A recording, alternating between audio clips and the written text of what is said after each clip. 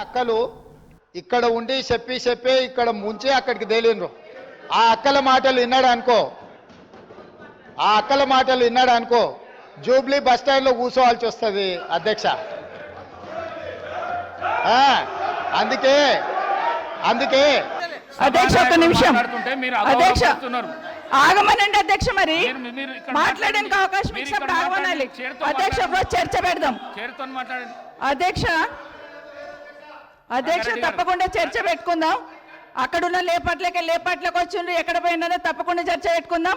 గౌరవ ముఖ్యమంత్రి గారు ముఖ్యమంత్రి అయిన తర్వాత కేసీఆర్ ఇంటి మీద వాళ్ళ కాకి నా ఇంటి మీద వాళ్ళతో కాల్ చేస్తాడు. ఎంతమంది ఉన్నారు అధ్యక్ష ఇప్పుడు అక్కడ? ఎందుకు చేర్చుకున్నారు అధ్యక్ష? గౌరవ ముఖ్యమంత్రి గారు ఎంజాయ్ చేస్తున్నారు. ఇప్పుడు మాట్లాడుతుంటే గుండె మీద చేసుకొని చెప్పాలి అధ్యక్ష. ముఖ్యమంత్రి గారు కూడా ఆ రోజు నేను అక్కగానే ఆశీర్వదించిన, ఆ రోజు పార్టీలోకి వస్తున్నప్పుడు ఒక అక్కగా ఆశీర్వదించిన, బాబు నువ్వు చాలా పెద్దగా ఎదుగుతావు, ఈ రాష్ట్రానికి ముఖ్యమంత్రి అవుతావు, రాయి పార్టీలకని ఆహ్వానించిన నేను. ఈరోజు మరి నన్నెందుకు కక్ష తీర్చుకుంటున్నాడో నాకు అర్థమైతలేదు. ప్రతిసారి ప్రతి అసెంబ్లీలో ఒక్క నిమిషం ఆగండి చెప్పనియండి. ఒక ఆడబిడ్డ బాధ అవుతుంటే వినే స్థితిలో లేరా మీరు? ఎందుకు నన్ను టార్గెట్ చేసిండు? ఒక్కని మాట్లాడి చెప్పండి అధ్యక్ష. ముందు కంట్రోల్లో పెట్టండి అధ్యక్ష.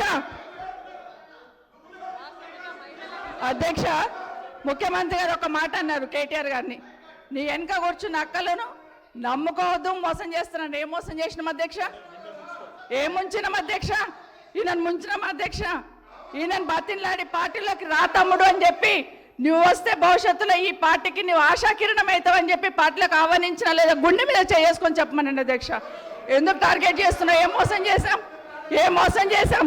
ఇప్పుడు కాదు అధ్యక్ష, ఎలక్షన్లు వచ్చినప్పుడు కూడా నా కాన్ఫిడెన్స్ అట్లేగా అధ్యక్ష. సభదాకా పొద్దున ఒక మాట మాట్లాడుతుంది. ఏం మాట్లాడినాం? పొద్దున ఒక మాట, రాత్రి ఒక మాట. ఎవరిని అవమానిస్తున్నావు ఒక్కసారి ఆలోచించండి ముఖ్యమంత్రి గారు. ఎందుకు అవమానిస్తున్నావు?